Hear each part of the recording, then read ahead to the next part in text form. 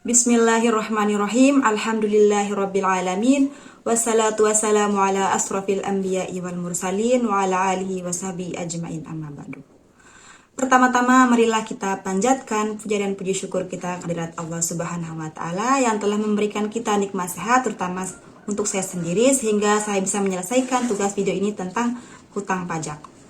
Salawat serta salam tak lupa pula kita haturkan kepada junjungan kita Nabi besar Muhammad sallallahu alaihi wasallam.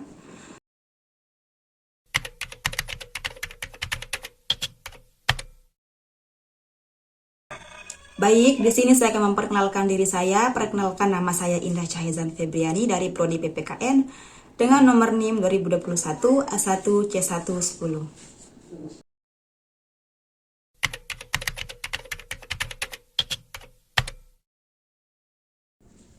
Baik, pertama-tama di sini saya akan membahas terkait makalah saya dengan judul Utang Pajak. Tetapi sebelum kita membahas mengenai utang pajak, terlebih dahulu kita harus mengetahui apa itu pajak. Jadi, pajak adalah kontribusi wajib yang dibebankan kepada individu, perusahaan, atau entitas hukum lainnya oleh pemerintah, baik secara langsung maupun tidak langsung, untuk mendukung pengeluaran publik. Pungutan ini biasanya dilakukan berdasarkan ketentuan hukum yang berlaku dan merupakan salah satu sumber pendapatan utama bagi negara untuk membiayai berbagai kegiatan dan program seperti pembangunan, infrastruktur, layanan kesehatan, pendidikan, dan keamanan. Sedangkan, utang pajak adalah jumlah yang harus dibayarkan oleh individu atau perusahaan kepada pemerintah sebagai hasil dari pajak yang belum dibayar atau belum diselesaikan. Ini termasuk pajak penghasilan, pajak properti, pajak penjualan, dan jenis pajak lainnya. Baik, pertama-tama di sini kita akan membahas tentang timbulnya utang pajak. Membicarakan utang pajak, maka kita harus berpikir secara analitis, yakni harus mengerti apa pajak dan apa utang. Secara yuridis, mengenai utang itu harus ada dua pihak, yakni pihak kreditur yang mempunyai hak dan pihak debitur yang mempunyai kewajiban. Kedudukan debitur dan kreditur dalam hukum perdata tidak sama dengan kedudukan debitur dan kreditur dalam hukum pajak. Ketidaksamaan utang pajak dan utang biasa dapat dilihat dalam hal yang pertama, cara timbulnya utang. Salah satu faktor ini yang dapat menyebabkan timbulnya utang pajak adalah adanya perubahan dalam regulasi perpajakan yang dapat mempengaruhi kewajiban perpajakan atau wajib pajak. Misalnya, perubahan dalam tarif pajak, pengenalan pajak, atau perubahan interpretasi hukum perpajakan dapat menyebabkan perbedaan dalam perhitungan dan pembayaran pajak yang mungkin mengakibatkan utang pajak. Yang kedua, sifat utangnya. Utang pajak timbul karena undang-undang, di mana antara tidak ada perikatan nasi utang itu. Hak dan kewajiban antara negara dan rakyat tidak sama. Negara dapat memaksakan utang itu untuk dibayar bila seorang wajib pajak berutang atau pajak terhadap negara. Utang pajak timbulnya karena undang-undang dengan syarat adanya tatbestan, yaitu rangkaian dari perbuatan-perbuatan, keadaan-keadaan, dan peristiwa-peristiwa yang dapat menimbulkan utang pajak itu. Selanjutnya, urgensi lahirnya utang pajak. Mengenai pentingnya menentukan saat timbulnya utang pajak, Rahmat Semitro menyebutkan adanya beberapa hal, yaitu pertama, pembayaran atau penagihan, yang kedua, pemasukan surat keberatan, dan yang ketiga, penentuan bermula dan berakhirnya jangka waktu daluarsa, dan yang keempat, menertibkan surat ketetapan pajak dan surat ketetapan pajak tambahan. Pada umumnya, undang-undang menentukan adanya pembayaran pajak dan penagihan pajak yang waktunya dihitung dari saat timbulnya utang pajak. Apabila setelah lewat waktu tertentu sebagai periode atau masa pembayaran pajak ternyata tidak dilakukan pembayaran, maka akan dilakukan penagihan oleh kantor inspeksi pajak. Jika pajak terlambat dibayar atau tidak dibayar pada waktunya, maka dikenakan denda administrasi yang dihitung setiap bulan. Keterlambatan pembayaran pajak dan masa pembayaran utang pajak umumnya juga dihitung dari saat timbulnya utang pajak. Selanjutnya, sifat utang pajak. Beberapa sifat dari utang pajak adalah dapat dipaksakan, artinya sebagaimana sifat dari pajak, yaitu pungutannya dapat dipaksakan. Pengertiannya adalah bahwa pemaksaan tersebut dilakukan berdasarkan peraturan perundang-undangan. Jadi, utang pajak yang tidak dibayar oleh penanggung pajak pada waktu yang telah ditentukan atau saat jatuh tempo, penagihannya dapat dilakukan dengan cara paksa melalui surat paksa. Kedua, dapat menunjuk orang lain untuk ikut membayarnya. Dalam hal ini pengertiannya adalah bahwa hutang pajak yang seharusnya ditanggung oleh wajib pajak, maka berdasarkan ketentuan peraturan undang-undang, penagihan pajak dapat menunjuk pihak lain yang ada hubungannya dengan wajib pajak. Yang ketiga, dapat ditagih seketika. Kasus-kasus yang dapat dipakai alasan penagihan pajak seketika dan sekaligus yaitu penanggung pajak akan meninggalkan Indonesia untuk selama-lamanya atau berniat untuk itu. Penanggung pajak menghentikan secara nyata, mengecilkan kegiatannya di Indonesia ataupun memindahkan barang bergerak atau barang tidak bergerak yang dimilikinya atau dikuasainya.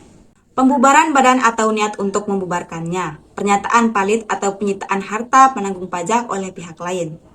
Perusahaan dibubarkan oleh pemerintah, mempunyai hak mendahulu terhadap utang yang lain, maksudnya yaitu negara melalui utang pajak, memiliki hak mendahului atau preferen untuk tagihan pajak atas barang-barang milik penanggung pajak yang di atas utang-utang yang lain. Selanjutnya dapat dilakukan pencegahan atau penyanderaan terhadap penanggung pajak. Selanjutnya, penagihan pajak dengan surat paksa. Dasar hukum penagihan pajak dengan surat paksa diatur dalam Undang-Undang Nomor 19 Tahun 2000 tentang penagihan pajak dengan surat paksa. Dalam pasal 7 Undang-Undang Nomor 19 Tahun 2000 dikatakan bahwa surat paksa berkepala kata-kata demi keadilan berdasarkan ketuhanan yang Maha Esa, mempunyai kekuatan eksekutorial dan kedudukan hukum yang sama dengan putusan pengadilan yang telah mempunyai kekuatan hukum tetap. Berdasarkan kata-kata demi keadilan, maka surat paksa mempunyai kekuatan hukum yang sama dengan seperti putusan hakim yang sudah mempunyai kekuatan hukum yang pasti yang sudah dapat dilaksanakan. Surat paksa adalah surat perintah atau surat ketetapan yang dikeluarkan oleh instansi yang berwenang atas nama keadilan untuk membayar suatu jumlah uang yang disebutkan dalam surat paksa itu dalam jangka waktu tertentu. Surat paksa itu sekurang-kurangnya harus memuat nama wajib pajak atau nama penanggung pajak, besarnya utang pajak, dan perintah untuk membayarnya. Selanjutnya, cara pengenaan utang pajak. Beberapa pengenaan pajak menurut teori dalam pajak, Ilyas dan Burton 2008, terdapat 3 cara pengenaan pajak yang mungkin dapat dilakukan, yaitu dilakukan di depan atau style self-fixi, dilakukan di belakang atau style real, dan pengenaan secara campuran. Pengenaan di depan merupakan suatu cara pengenaan pajak yang didasarkan atas suatu anggapan atau fiksi yang tergantung pada ketentuan bunyi undang-undang. Misalnya, penghasilan seorang wajib pajak pada tahun berjalan dianggap sama dengan penghasilan pada tahun sebelumnya, tanpa memperhatikan kondisi sesungguhnya atas besarnya penghasilan pada tahun berjalan yang seharusnya menjadi dasar penetapan besarnya hutang pajak pada tahun berjalan. Dengan anggapan demikian, maka fiskus dapat dengan mudah menetapkan besarnya hutang pajak pada tahun yang akan datang. Pasal 25 Undang-Undang Pajak Penghasilan merupakan suatu cara pemajakan di depan yang dilakukan dengan suatu perhitungan atau formula tertentu. Selanjutnya, perbedaan utang pajak dengan utang biasa. Pertama, utang pajak diliputi atau dikuasai oleh ketentuan hukum publik, sedangkan utang biasa dikuasai oleh hukum perdata. Kalau dalam hukum perdata, utang biasa itu ada atau terdapat suatu jasa timbal atau tegen prestasi dari ikatan itu. Tapi dalam utang pajak, justru hal itu tidak ada. Yang kedua, utang biasa penagihannya berdasarkan hukum perdata, sedangkan utang pajak penagihannya berdasarkan hukum publik yang diatur dalam Undang-Undang Nomor 19 Tahun 2000 yang dikenal dengan penagihan pajak dengan surat paksa. Baik penagihan utang biasa maupun penagihan utang pajak, keduanya dapat dipaksakan hanya berlainan dalam hal prosedur penagihannya.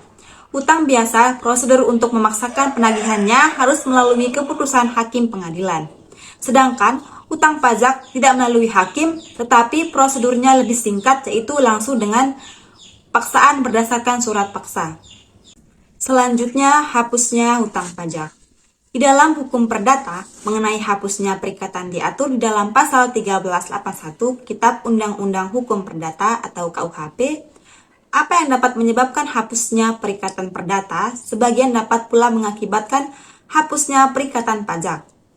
Hal-hal yang dapat mengakibatkan hapusnya perikatan perdata menurut pasal 1381 KUHP adalah pertama, pembayaran, yang kedua, penawaran, dan yang ketiga, pembaharuan utang, yang keempat, kompensasi utang, yang kelima, pencampuran utang, yang keenam, pembebasan utang, yang ketujuh, musnahnya barang yang terutang, yang kedelapan, pembatalan atau batal demi hukum, yang kesembilan, dipenuhi syarat batal, yang kesepuluh, daluarsa. Peniadaan utang dalam perikatan perdata dapat dilakukan oleh kreditur terhadap utang debitur dengan alasan-alasan tertentu yang dikehendaki kreditur dan disetujui debitur. Apabila suatu utang pajak dilunasi, maka akan menjadi hapuslah utang pajak tersebut. Mungkin hanya ini isi dari makalah saya. Lebih dan kurangnya saya mohon maaf.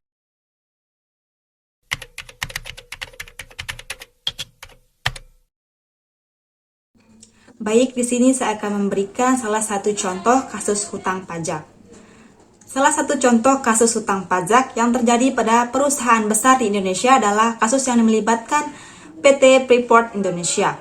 PT Freeport Indonesia, perusahaan tambang raksasa yang beroperasi di Papua, telah lama menjadi sorotan dalam hal perpajakan.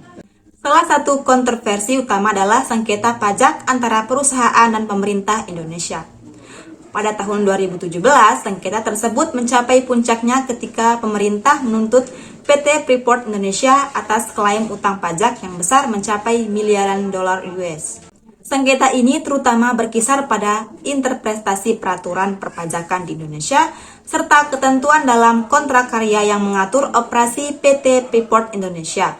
Pemerintah Indonesia berpendapat bahwa PT Freeport Indonesia harus membayar lebih banyak pajak berdasarkan pendapatan yang dihasilkan dari tambang emas dan tembaga mereka di Papua.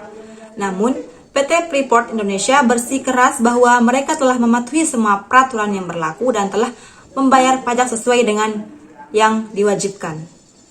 Perdebatan ini mengungkap kompleksitas dalam mengenai masalah perpajakan di Indonesia, terutama ketika melibatkan perusahaan besar dengan sumber daya dan pengaruh yang signifikan. Selain itu, sengketa ini juga mencerminkan tantangan dalam mengelola hubungan antara perusahaan swasta dan pemerintah, terutama dalam konteks industri ekstraktif yang seringkali menjadi subjek sengketa perpajakan yang kompleks.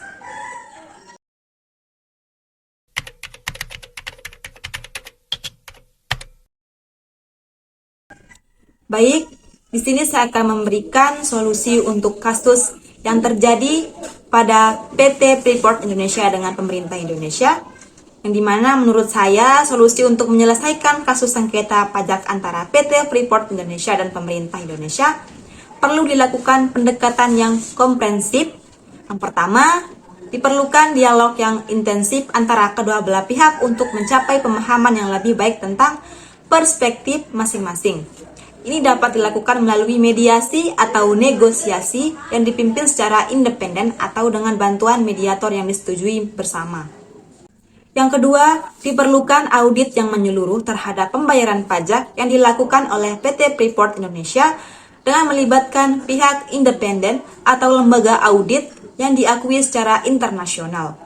Audit ini akan membantu mengklarifikasikan apakah PT Freeport Indonesia telah mematuhi semua peraturan perpajakan yang berlaku dan membayar pajak sesuai dengan yang diwajibkan. Dan yang terakhir, diperlukan pembaruan atau klasifikasi atas peraturan perpajakan yang berlaku, khususnya yang berkaitan dengan industri ekstraktif seperti tambang emas dan tembaga.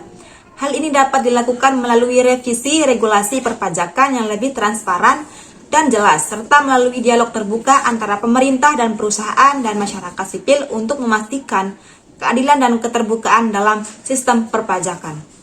Semoga dengan pendekatan ini diharapkan dapat tercapai penyelesaian yang adil dan berkelanjutan bagi semua pihak yang terlibat dalam sengketa pajak ini. Sekian dari saya, kurang lebihnya saya mohon maaf. Assalamualaikum warahmatullahi wabarakatuh. Jangan lupa like, comment, and subscribe.